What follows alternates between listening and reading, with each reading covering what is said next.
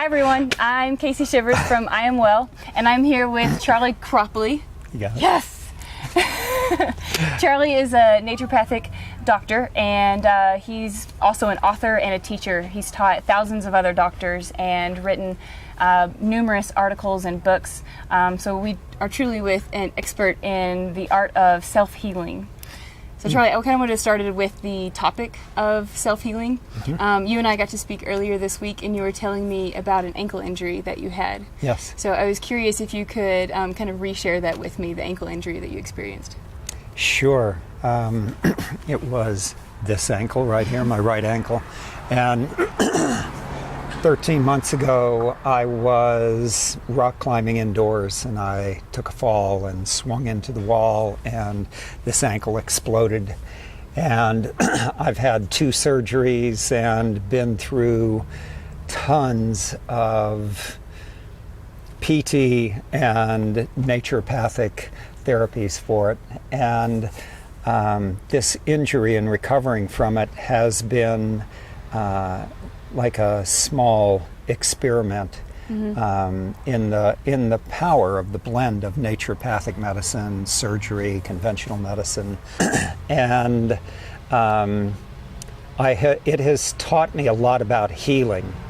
In the particulars of it, if I'm just naming things, the power of water has been incredible. Like you think of using water to heal your ankle? Oh yeah. It's one of the most powerful things. And you think of using ice, elevation compression, but naturopathic medicine has its roots back in the 1700s and 1800s in the spas of Europe, where they used primarily water treatments, which is primarily cold water, using baths, using wraps, using showers, and you can alter the circulation. So when this is hot and inflamed, I would put on it a wet wool sock. And if it was summertime like this, which it was, I would put a fan on it, and that would act as a radiator and just draw heat out of it. I would wake up at night in pain, and instead of pain pills, I had a thing of water by the side of the bed. I would take the sock off, because when it dried out, I would wake up in pain. Put the sock back on, put it out there, and it would just take the heat, the swelling, the pain out of it. And I would also do breathing exercises to raise my CO2 levels, which would likewise relax my whole body and enable the tissues to better oxygenate. I was drinking herbs, blends of comfrey and other herbs at the time, taking particular supplements for inflammation, supplements to help bone reknitting. I love that. I feel like you gave your ankle so much attention. I gave it, Yeah. From the instant this thing went crack, it demanded it. It's like, guess what we're doing? It's like completely, and so surrender to that. And I developed such a relationship with, it was, you poor baby. Like when this started out, it would be truly, I couldn't touch it.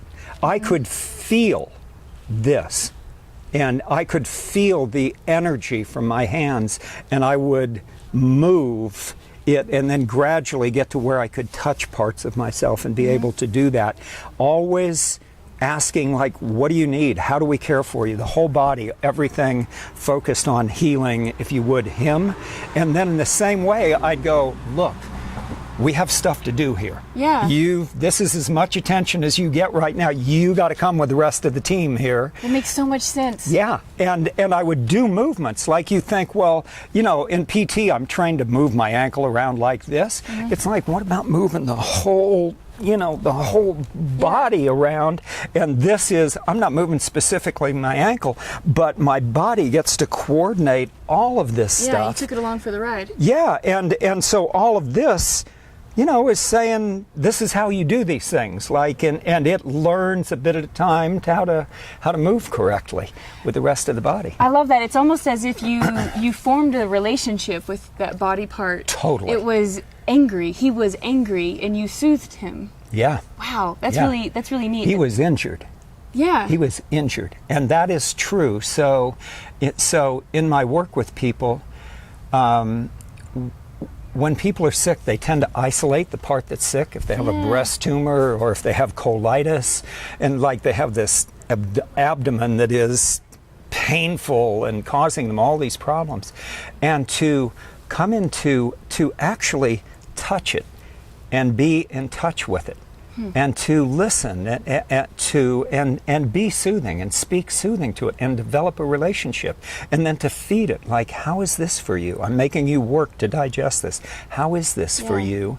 Then everything in your life becomes strengthening to this relationship or weakening to it. So what do you think, with your own injury and going through your own self-healing, what were some of your biggest takeaways as far as lessons that he taught you?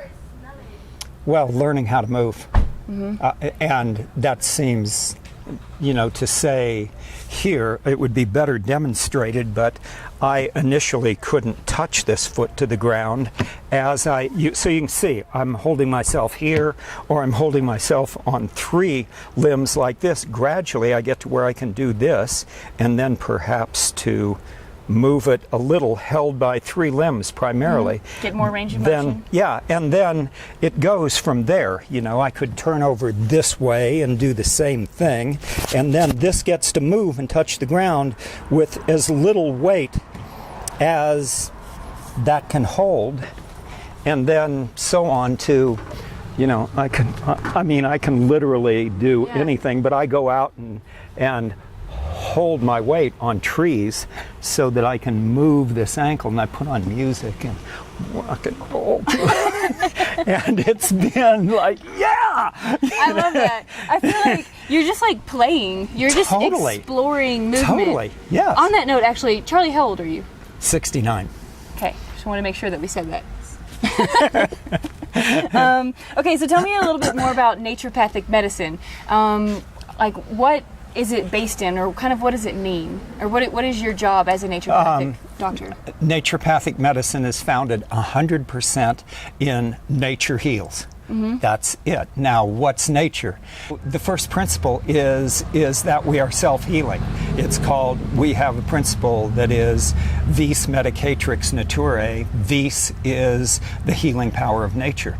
So we say, you are self-healing. You cut yourself, you burn yourself, you scratch yourself, you do anything, you bruise yourself, you're self-healing. This is self-healing. And granted, it needed a surgery, and would in anything. Nature's not going to be able to correct that. It's a place where, as human beings, we interact with it, but it's self-healing. So you're self-healing. That is one. And the other that goes with it, if you're self-healing, is that illness is beneficial. An example of that is a hangover. A hangover isn't something to be gotten rid of. You may want to alleviate the pain, just like I want to alleviate the pain in this, but a hangover is the right functioning of the body, not the wrong functioning of the body. The hangover is the cure. The headache's the cure. The colitis is the cure. What's it the cure for? Our ignorance of how to live, and therefore are engaging in self-harming behaviors. The ways we eat and move and if I'm tired, do I have a caffeine deficiency? Yeah, do you? I totally see what you're saying. Like my fatigue is a teacher that is trying to get a message across to me. Yes. You're listening to this sweet, wise, incredible instrument going, you're tired. All right, so let's take a rest. It's become so, I want to say it's been programmed into us that this for that kind of mentality. When I have a headache, I take ibuprofen, or when I have a sore throat, I need to go get an antibiotic, or this kind of mentality of immediate relief. Yes. When maybe sitting with that discomfort is a part of the healing process, and kind of learning what is the source of this pain, what will truly relieve this you got it. symptom. Exactly. Exactly. So if someone is brand new to this whole idea of naturopathic medicine or to kind of the holistic healing, what would be something that they could do? Maybe the very first step that they can take, because sometimes I feel like it can be really overwhelming because there's so much information out there. What would be one of the first steps that they can take towards healing themselves?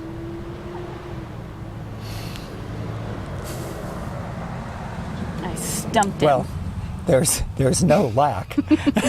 I mean, pick it. So, so I'm tempted to say the first thing would be to go see a good naturopathic physician who would guide them in this and answer that question more completely. But for simple steps, I look at 4 major areas that we injure ourselves and where we can be healing as well, and that's the ways we eat, the ways we move, the ways we think, and the ways we relate with other people. So in eating, think about if you're here in Boulder, Colorado, what a Arapaho Indian would have been eating here 10,000 years ago. At this July 2nd date, and come just move the ball closer that direction. That's good. It would not have been, probably hot dogs, potato chips, and colas on 4th of July. It would be, maybe buffalo and greens and who knows. One of my favorite sayings, I think it's Sean Croxton. Do you ever follow or know Sean Croxton? No. He has an eating concept called JERF, which stands for Just Eat Real Food. Right? You can tinker it all you want and drive yourself crazy, but just eat real food. Just eat real food. You got it. I like that. Yep. So, and the second one is you could just be in your body right now, wherever you are watching this thing, and just notice what's touching the ground. And I just set up a little straighter. Exactly. As you weight what's touching the ground and allow that to support you, then your skeleton just naturally moves you into a more poised position. Settle into the ground and to support me there, and then all this musculature lines up, and I'm poised, and I'm relaxed, I'm in balance, I'm not squandering energy. As you were talking, I kind of adjusted my posture, and I noticed that I took a deep breath. Yeah. That's to me a sign of the body going, oh yeah, nailed it. Like, we're on here. Like, yeah. So the third one would be to honor and applaud yourself for the desire to and the interest in taking better care of yourself, in your interest in having a healthier body and a happier life. So to love yourself that you even want to do it, and then you'll figure it out. I think that's an important step that's missed a lot. So often our knee-jerk reaction is to beat ourselves up over not doing it perfectly. Right. When we're just trying, we're just practicing. Like you couldn't fix your ankle overnight. You had to kind of do some weird stuff. Make a lot of mistakes. Yeah. Yeah. I think forgiveness is a really important part of the healing process. I do too. So you have been doing this for over 30 years. How long have you been? Well, I graduated from Naturopathic College in 1979 and came to Boulder. So that's, if we go up to... I ran out of fingers. How long is that? That's 36 years. Yeah, 36 years. And I had 4 years of school before that, so pretty close to 40 years that I've been seeing patients and advising people on their health. So during that 40 years, and actually really during your own aging, how has your practice changed? How has your perception changed? And how has your life changed? 3 big questions. They are all together and pretty much one thing. I teach people how to live the way that I live. That's what I do. And I do the things, and I have learned to do these things over my life of longer than 40 years of practicing these and proven their value to myself, and also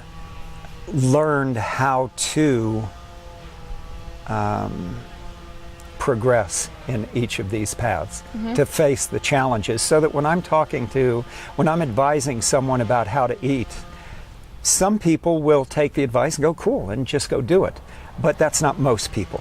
Almost everybody's self-healing work comes down to the ability to develop and maintain practices of eating, of movement, of thinking, and of relating that allow them to keep growing better and to not regress into self-harming behaviors. And it takes a lot of practice to learn, for example, to overcome a craving for sugar and carbohydrates, or to learn to prepare foods and to have them have wholesome foods available to you under all the circumstances of your life.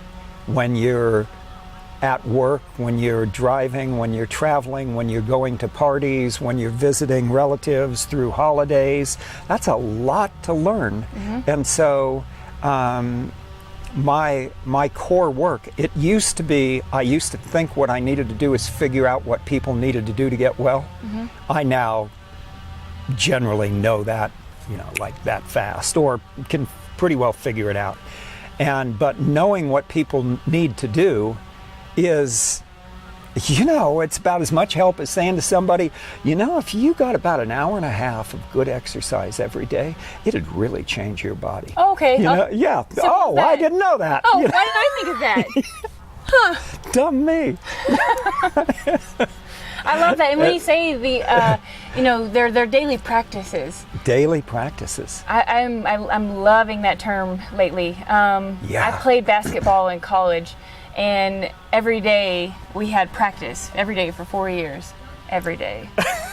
And some days I really didn't want to go, and some days I didn't make a shot, and some days I was on fire.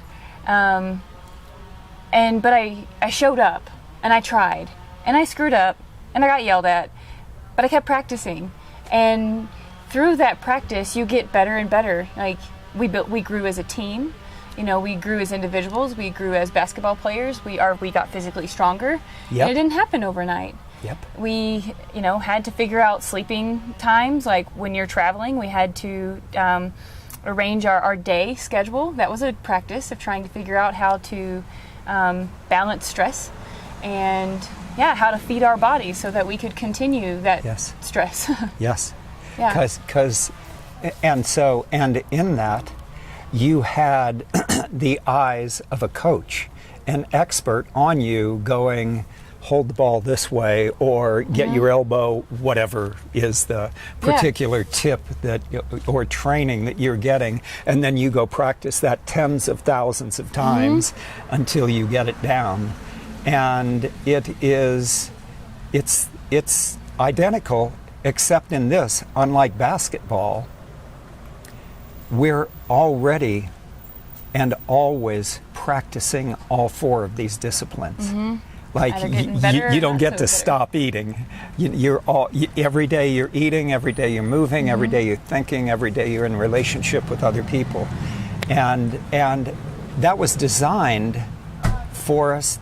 That's just life's perfect design, is that what we do is what our well-being depends on. And so seeing that, and then how do you practice eating? How do you be engaged in improving your eating? And engaged in a way that you, like basketball, are being trained at the level that's appropriate for you. It's not like, oh my God, I'm going to go out with these, fourth graders and throw the ball around, nor am I going to be out with, whatever it is, a professional team. You're there getting quality coaching. And so then the other is the foundation of being able to change is two things. The foundation is what I described as vis medicatrix naturae, which is our innate self-love, our desire to be healthy, our desire to not feel lousy, that we want good for ourselves. So that being touching back into, what do you want here? Do you want to be overweight? Do you want to be tired? Do you want your colitis flaring up? Is that what you want? And to see, no, I don't. And my actions are connected to that. So what I want is to be able to improve my behavior, knowing that that will bring about a resolution of my suffering. And so that wanting is part, and the other one has to do with coaching, where what you might never see in your life, and a coach goes, Casey, come over here. I want to show you about how to pass, how to do that, whatever it is. This is what you're doing. This is how you do it. So when you go out for home to visit the folks and eat lousy for 3 days and come back, you're then looking at that performance and going, how did that happen? And there's a whole series of factors, just as there are in shooting a basketball, like how clear were you on your intention when you went there? How clear were you of the danger to you that it would be there? How skilled are you in being able to communicate with another person your desire to eat well for the sake of your health, and do that in a way that builds intimacy between you, rather than, I'm sorry, I can't eat that. My doctor said it isn't good for me. Yeah. It's just some of the skills. Just being authentically in your own skin, I think. You got it. You got it. I like that you pointed out having a skilled coach. I think that's a really interesting concept. I mean, you're a coach. I feel like, a teacher teaching a kid math, that's a coach. The word doctor means teacher. Did you know that? Oh, yeah. Docere, right? Yeah, exactly. It's one of the principles of naturopathic medicine, is that we are teachers. We teach people how to live naturally in harmony with nature. It's almost as if you instill these principles so that now that I have come to you and you have taught me a concept, I can now coach myself. I can, I went home and maybe I didn't eat the way that I wanted to. Now I have a talk with myself. Casey, come over here. Like, we gotta, your elbow was out. You gotta get your elbow under, or, you didn't feel so good whenever you had all of that food, or whatever it is. And so then that's another distinction with all of these, whether it's eating or movement, but changing physical actions, is what is the quality of our self-talk? So how do we talk to ourselves when we blow it with the ways that we eat? And becoming aware of that as, get your elbow in. It's like you hear the way you're talking to yourself, and how does that feel to you? And is there another voice, another persona, something more kind and wise and beneficial here that you can access in improving yourself? And that becomes all the more powerful, because then you're able to face bigger challenges. You're able to fail. You're able to actually go through the learning process and develop the skill, or if you would, the health that you're after. And it's more dependent on your kindness toward yourself, and of finding your real love for yourself, and then speaking that so that you can then do that. Yeah, so actually, you've been practicing these principles your entire life.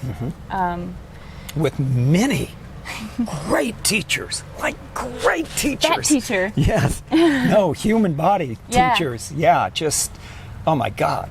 I mean, teachers are I think it's important to even point that out.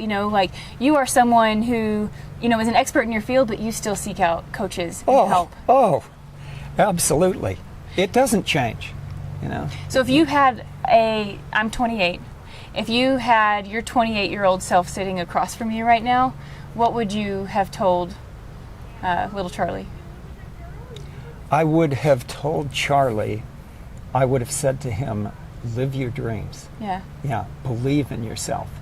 Don't doubt yourself. If there's something good that you want, do that. Give yourself to it. That would be it, because it has taken me this long, and I'm still learning the very lesson that I'm speaking of here. But looking back, how I wish I would have been, I'll say, more confident, less self-doubting, less afraid, especially with doing what's good. Meaning, like I say to my clients, and to me it has been astounding to recognize this, that if you want something that's good, like what we're talking about in the healing process is not you being able to fly. We're talking about you being able to reduce down the amount of sweets that you eat and have more vegetables. We're talking about you being able to sit with poise. We're talking about you being able to speak to yourself and be less critical, as examples. Any human being can do these things. Yeah, we're not asking you to walk on the moon. That's right. Healing is absolutely ordinary work. And now, it is also the most difficult of all work, is taming ourselves, is getting this thing to stop hurting itself, and getting me to stop hurting myself, to even stop wanting, craving, being compelled to do what I'm going to regret. I mean, what a sentence, it's horrible. I know, and we do it over and over again. Oh, God. And so to heal that, but the point that I was making is that you can do this. It's not walking on the moon, as you say. If it's good and it's human, you have the ability to do that. And wow, and to tap into that, and to beg for it, to pray for it, to unabashedly want it, to love yourself because you even do want it, to hope for it. All those, the ability to desire with power, that's strength, man. That can be cultivated. You can tune in and really practice wanting, just like you can practice shooting a shot. And you can also practice fearing. Like, you do this, you are going to get the shit beat out of you. Like, you're going to get hammered so hard you will quit. But people can't see that. But in your self-reflective time, you can look and go, I should be very afraid of continuing to put that much coffee in my system. Yeah. This is going to affect my kidneys, my skin, my brain, Yeah, I love the idea of, it's not the idea, I love the fact that your own personal awareness and is the best coach that there is. The ultimate, the supreme.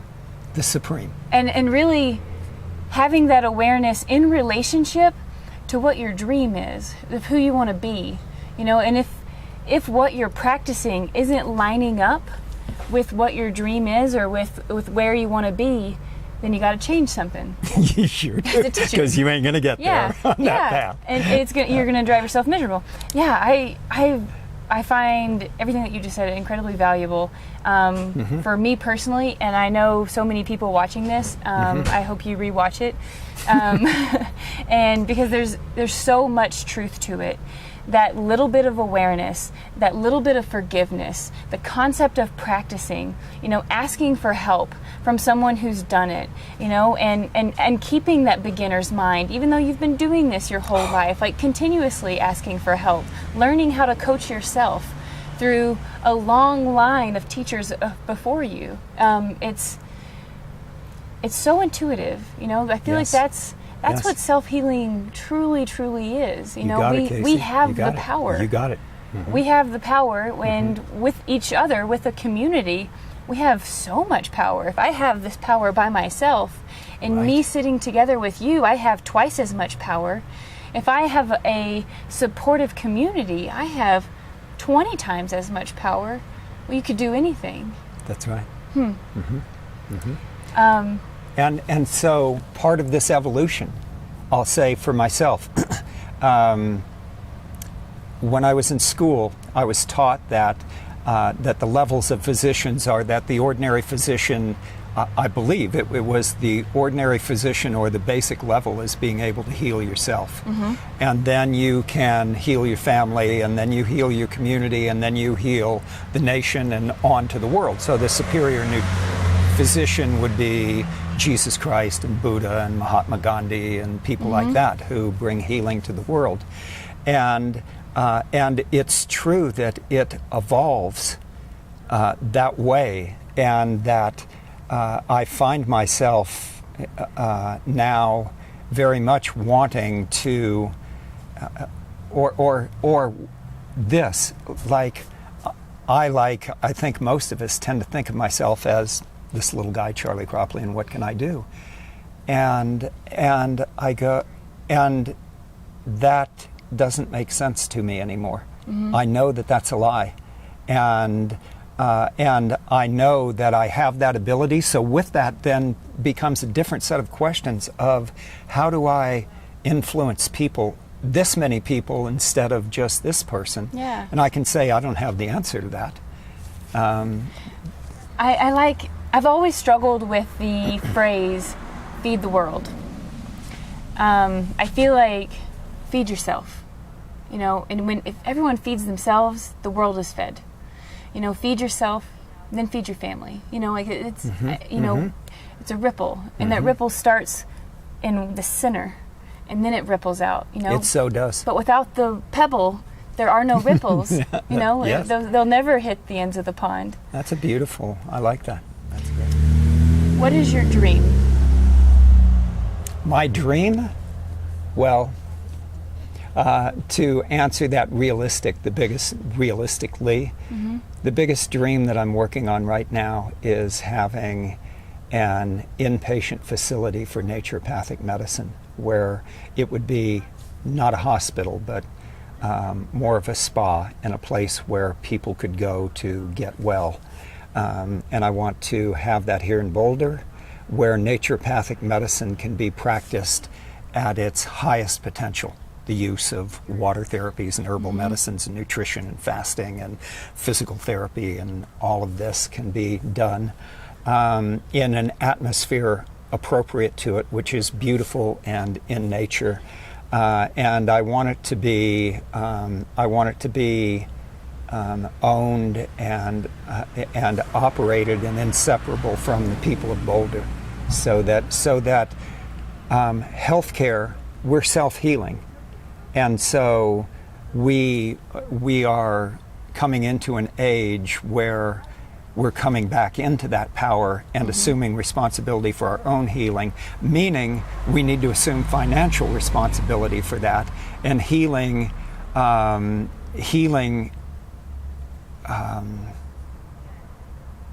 that's the way that healing works, is that, and naturopathic medicine is people's medicine completely. It's not, while we can utilize high tech, I can send somebody out for an MRI and a surgery, and I know, you know, when to do those things, but the essence of healing is not that. That is, those are peripheral things. Yeah. And the essence of it is something that we as people have access to, and healthcare should be affordable. And so that's what I want to do, and I also want that in part to be that we graduate trained residents and nurses from this that are also debt-free. And that's part of the challenge, that naturopathic medicine is completely and in some ways uniquely suited for answering for our times, because it's people's medicine. And you're passing on those teachings. Oh, totally. Just like what you were Totally. talking about, Yes. you know, the way that you learn them is experiential. You know? Exactly. It's like, what do you want here? You know, you want to read about being well, or you want to experience being Yeah, well? and you want to feel well. Yeah, right. That's a beautiful thing. Charley, I could talk to you all day. I've done it before. Where can people find out more about you, your teachings, or working with you in general? CharleyCropley.com. Charley spelled L-E-Y. And you go to my website, and most of what I do is there, and you'll find it, and how to reach me, and all of that. And he's got some great videos too. Some great videos. A lot of good free education. Yeah, a lot of it. Well, thank you for taking the time out of your day, this beautiful day, and on your porch to let me come and ask you some questions and interrogate you. I really appreciate it. Yeah, thank you, honey. Yeah. Appreciate it. All right. We did it! Yes! Yeah. The intro is the weirdest part, so I'm going to get that part over with. Hi everyone, my name is Casey Shivers from I Am Well, and today I'm having a conversation with Charley Cropley. Cropley. Damn it! Redo. Okay. Damn! Damn it! I'm having a conversation Cropley. with this guy right here. Cropley. What's your name again? Cropley. Right. Cropley. Okay. Hi everyone, my name is Casey Shivers. I'm from I Am Well. Gonna do that one more time. Hi everyone, I'm Casey and I'm from I Am Well. Today I'm having a conversation with Charley Cropley. I did it wrong again. Cropley. Cropley. Like crops Yeah. growing in a field. Crops. Slow down, Casey. Yeah. Okay. Don't choke. Good God. Okay. Hi everyone, my name is Casey Shivers from I Am Well, and today I'm having a conversation with Charley Cropley. He's Cropley. I did it again. Are you kidding me? Oh my God. And I'm like looking at you, Charley Cropley. Crop. What's so hard about that? Okay. Take 15. Okay. Here we are in an hour. Hi everybody. I'm What's my name? Shoot. I'm Casey Charley Shivers? Cropley. No, I'm Shivers. speaking with Charley Shivers here. Okay.